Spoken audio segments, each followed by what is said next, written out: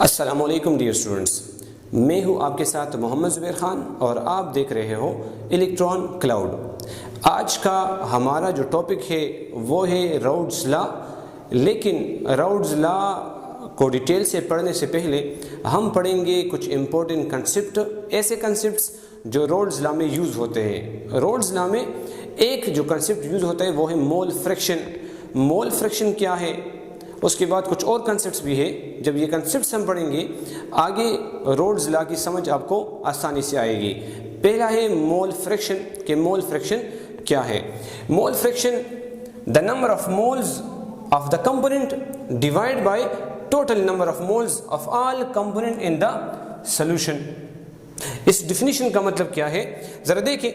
एक कंटेनर हमने लिया है, ये कंटेनर है, इसमें मैंने सॉल्यूशन बनाया है दो चीज़ों का, वाटर का और इथेनॉल का। वाटर के मोल्स मैंने लिए हैं 5 मोल्स, इथेनॉल के मोल्स मैंने लिए हैं 2 मोल्स।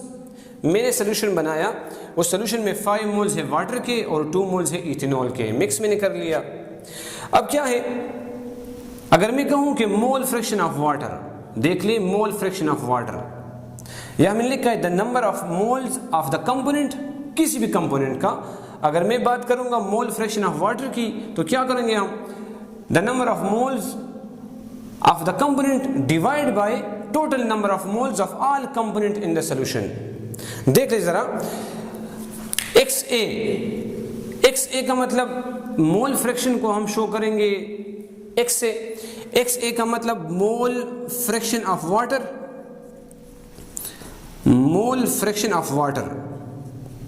मैंने मोल फ्रैक्शन ऑफ वाटर को शो किया है XA से, इज इक्वल टू NA का मतलब क्या है, moles of water. NA moles of water, moles of water divide by NA plus NB। NA plus NB।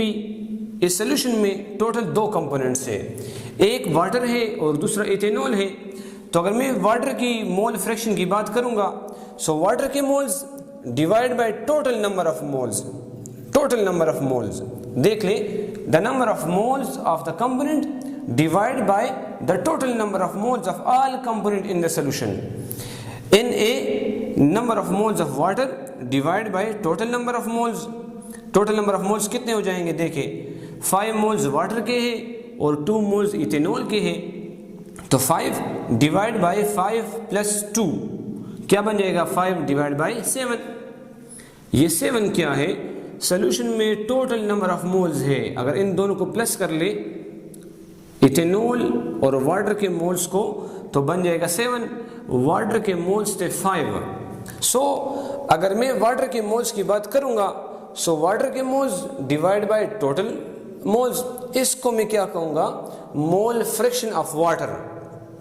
दूसरा देखिए XB का मतलब mole fraction of ethanol, mole fraction of ethanol. Number of moles of ethanol divide by total number of moles. Ethanol के moles कितने हैं, 2, सो 2 NB की जगह है 2 divide by total number of moles, 5 plus 2 7। मतलब सॉल्यूशन में टोटल मोल्स है 7 और 7 मोल्स में 2 मोल्स है इथेनॉल के और 5 मोल्स किसके हैं, वाटर के। मोल आप जानते हो, फ्रैक्शन कहते हैं एक पार्ट को, एक हिस्से को, कि टोटल मोल्स में किसी कंपोनेंट के कितने हिस्से मौजूद है, इसको हम कहते हैं मोल फ्रैक्शन। या आप इस तरह बता सकते हो, किसी कंपोनेंट का moles divide by total number of moles, ये इन दोनों का क्या है, रेशो है। The ratio between the number of moles of A component and total number of moles of solution. अगर इसका रेशो आप निकाल लें तो ये रेशो क्या होगा, मोल फ्रैक्शन होगा। अगर आप मोल फ्रैक्शन वाटर की बात करोगे, सो वाटर के moles divide by total number of moles. अगर आप मोल फ्रैक्शन इथेनॉल की बात करोगे, so number of moles of ethanol divide by total number of moles, इसको हम कहते हैं मोल फ्रैक्शन। अभी आपने देखा होगा, ये इक्वेशन आपने देखा होगा, XA plus XB is equal to 1।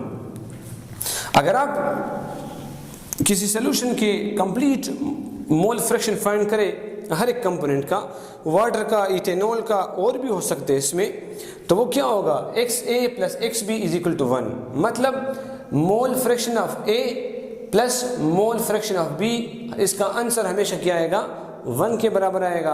अब 1 के बराबर किस तरह आता है, देखिए XA हमारे पास बराबर है NA divide by NA plus NB, ये देख ले XA is equal to NA divide by NA plus NB, XB बराबर है NB divide by NA plus NB, ये देख ले NB divide by NA plus NB is equal to 1।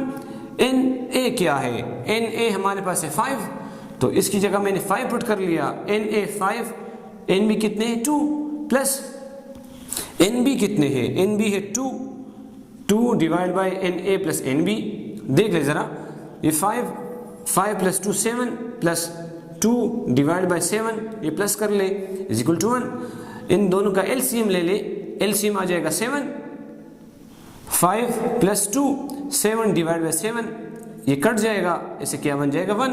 मतलब ये है कि एक सोल्यूशन में जितने कंपोनेंट्स मौजूद हैं, अगर आप सारे कंपोनेंट्स के मोल फ्रैक्शन को प्लस करोगे तो हमेशा उसका आंसर क्या आ जाए, वो 1 के बराबर आएगा। अगर 3 कंपोनेंट्स हो 3, तो आप इस तरह लिख सकते हो XA plus XB plus XC is equal to 1। अगर 3 कंपोनेंट्स हो फिर भी ये क्या होगा 1 के बराबर आएगा, ठीक है। तो ये राउल्स लॉ में मोल फ्रैक्शन की बात हो रही है, और ये चीज़ भी उसमें यूज़ होती है कि the sum of mole fraction of all components in the solution will be equal to 1। Next देखते हैं कि मेन इंपॉर्टेंट कंसेप्ट कौन सा है। अच्छा स्टूडेंट्स, नेक्स्ट है आइडियल सॉल्यूशन। राउल्स लॉ जो था वो था आइडियल सॉल्यूशन के हवाले से। आइडियल सॉल्यूशन क्या है, ज़रा देखिए गौर से।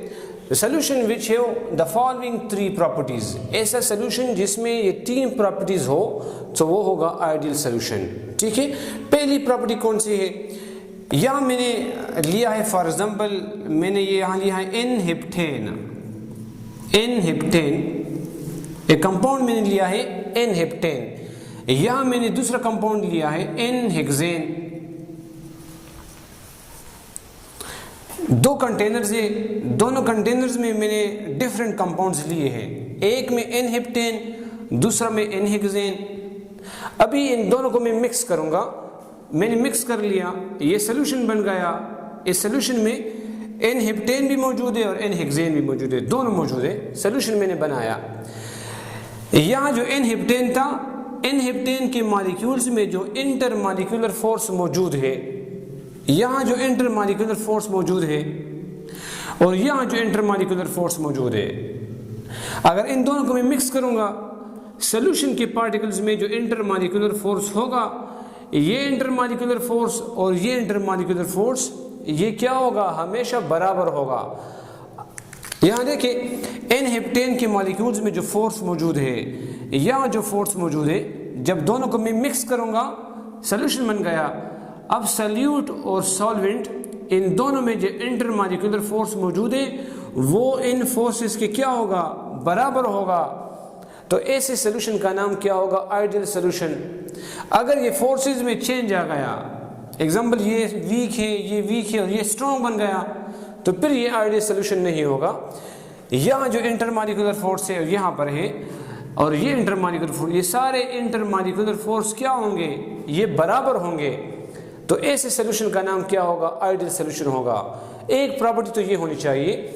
दूसरी प्रॉपर्टी क्या होगी, देखिए 5 मोल्स मैंने वाटर लिया फॉर एग्जांपल एक कंटेनर में, 3 मोल्स मैंने इथेनॉल ले लिया, दोनों को जब मैंने मिक्स कर लिया सो 3 और 5 क्या बन गया, 8 मोल्स। इसको मैं चेंज कर लेता हूँ, इसको मैं कर लूँगा 5 लीटर वाटर कर लूँगा, इसको मैं चेंज कर लूँगा, मैं कर लूँगा 3 लीटर। चले 5 लीटर वाटर ले लिया, 3 लीटर इथेनॉल ले लिया, यहाँ बन जाएगा 8 लीटर सोल्यूशन। जब 5 लीटर मैंने वाटर ले लिया और 3 लीटर इथेनॉल, दोनों को मैंने कंबाइन कर लिया, वॉल्यूम क्या बन गया, 8 लीटर। दोनों प्लस हो गया, 5 3 8 लीटर। अगर आप इन दोनों को मिक्स कर ले और वॉल्यूम 8 लीटर न बने, कम बने या ज़्यादा बने, तो फिर वो सोल्यूशन आइडियल नहीं होगा। आइडियल सोल्यूशन के लिए ये शर्त भी मस्ट है कि जो दो कंपोनेंट्स आप कंबाइन कर रहे हो, जितना वॉल्यूम आपने उन दोनों का लिया है वो दोनों वॉल्यूम प्लस कर ले तो वो क्या बन जाएगा, सोल्यूशन का वॉल्यूम बन जाएगा। तो ऐसे सोल्यूशन को हम क्या कहेंगे, आइडियल सोल्यूशन। अगर वॉल्यूम में कोई चेंज आ गया, कम हो गया इससे या ज़्यादा, ऐसे बहुत सारे केसेस हो सकते हैं कि अगर आप सल्यूट को ले ले वॉल्यूम में और सॉल्वेंट को दोनों को मिक्स करें तो इस तरह हो सकता है कि सोल्यूशन का जो कंप्लीट वॉल्यूम है या तो उससे कम हो या ज़्यादा हो, तो फिर वो नॉन आइडियल होगा। लेकिन आइडियल में ये मस्ट होगा कि जितना आपने एक कंपोनेंट लिया है और जितना आपने दूसरा कंपोनेंट लिया है दोनों को प्लस कर ले, सो जो सोल्यूशन का वॉल्यूम होगा ये इनके बराबर होगा, तो ये भी आइडियल सोल्यूशन कहलाएगा। थर्ड नंबर बात क्या है इसमें, non endothermic non exothermic. Solution जो आप बना रहे हो, सोल्यूशन मैंने बनाया, ये सोल्यूशन न तो एंडोथर्मिक होगा और न एक्सोथर्मिक होगा, मतलब न इससे हीट खारिज होना चाहिए और न इसको हीट देनी चाहिए, न तो एंडोथर्मिक होगा और न एक्सोथर्मिक। अब क्यों, यहाँ जो अट्रैक्शन है, यहाँ जो अट्रैक्शन है, इसको डिसॉल्व कर ले तो सेम अट्रैक्शन है, न तो अट्रैक्टिव फोर्स इंक्रीज हो गया और न वो डिक्रीज हो गया। अगर ये इंक्रीज होगा तो जारी बात है हीट रिलीज होगी, अगर फोर्स में चेंज आएगा, अट्रैक्शन इंक्रीज होगी या डिक्रीज होगी, तो उस दौरान हीट या खारिज हो गया, गेन होगा। लेकिन जितना अट्रैक्टिव फोर्स यहाँ पर है सेम अट्रैक्टिव फोर्स यहाँ पर भी है, सो न तो इससे हीट गेन हो सकती है और न इससे हीट खारिज हो सकती है। तो आइडियल सोल्यूशन न तो एक्सोथर्मिक होगा और ना एंडोथर्मिक होगा। तो ये तीन प्रॉपर्टीज होती है आइडियल सोल्यूशन की। एग्जांपल क्या है आइडियल सोल्यूशन का, इथाइल आयोडाइड, इथाइल ब्रोमाइड। अगर आप इथाइल आयोडाइड ले ले और इथाइल ब्रोमाइड ले ले, मिक्स कर ले, तो ये सोल्यूशन क्या होगा, आइडियल सोल्यूशन होगा। दूसरा एग्जांपल है, मैंने यहाँ लिखा है एन हेप्टेन और दूसरा क्या है एन हेक्सेन। अगर आप एन हेप्टेन को और एन हेक्सेन को कंबाइन करोगे, इससे कौन सा सोल्यूशन बनेगा, आइडियल सोल्यूशन। तो आइडियल सोल्यूशन में ये तीन प्रॉपर्टीज मस्ट होनी चाहिए। सो ये दो इंपॉर्टेंट कंसेप्ट है रोल्स लॉ के। नेक्स्ट लेक्चर में इंशाल्लाह हम पढ़ेंगे कि रोल्स लॉ क्या है, उसकी एक्सप्लेनेशन इंशाल्लाह हम करेंगे जी। अस्सलाम वालेकुम।